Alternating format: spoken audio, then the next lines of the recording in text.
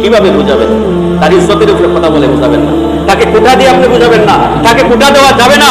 ইসলাম এটা নিষেধ করেছে।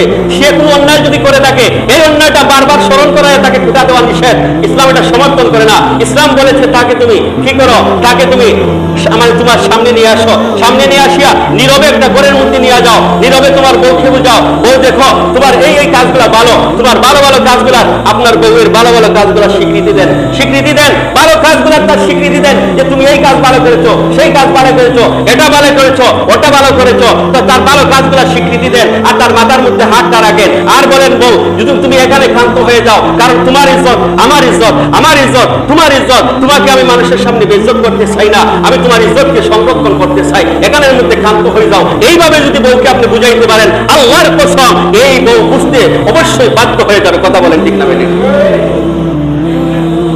আপনি লাগাইবেন সিল্লানি, আপনি মানুষকে শোনাইবেন, আপনি মানুষকে মানে বড় ইজ্জত নিয়ে খেলানেলা করবেন, এই বউ কেমনি আপনার কথা শুনবে? কথা বলেন ঠিক না বেঠিক?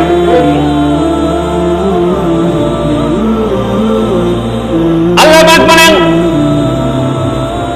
2 নম্বর সবক বলেন ওয়াজুরুনা ফিল মাসাজি'i, তোমার বউয়ের বিছনা যদি পৃথক করতে চাও তাহলে দুনিয়ার কেউ জানবে না, তোমার ছেলে জানবে না, তোমার মেয়ে জানবে না, তোমার মা জানবে না, তোমার বাবা জানবে না, তোমার শ্বশুর জানবে না, তোমার শাশুড়ি জানবে না, তোমার সম্বন্ধিক জানবে না, তোমার শালাও জানবে না, তোমার শালি জানবে না, তোমার জেঠুরি জানবে না, কেউ জানবে না। শুধুমাত্র তোমরা স্বামী স্ত্রীর মধ্যে বিষয়টা সীমাবদ্ধ রাখবে। সুবহানাল্লাহ। আর দিনের মধ্যে রাত্রিতে থাকবে তোমাদের বিছনা পৃথক, দিনের মধ্যে তোমরা স্বাভাবিক চলবে যেন তোমাদের মধ্যে কোনো ঝগড়া হয় নাই। সুবহানাল্লাহ। আল্লাহ দেখেন কত বড় বিধান দিয়েছেন। আল্লাহ বলতেছেন দিনের মধ্যে, রাত্রিতে তোমাদের বিছনা থাকবে পৃথক, দিনে তোমরা এমন ভাবে চলাফেরা করবে যে মানুষ মধ্যে তোমাদের মধ্যে কোনো মানে ঝগড়া হয় নাই। সুবহানাল্লাহ। এমন ভাবে স্বামী স্ত্রী চলাফেরা করবে।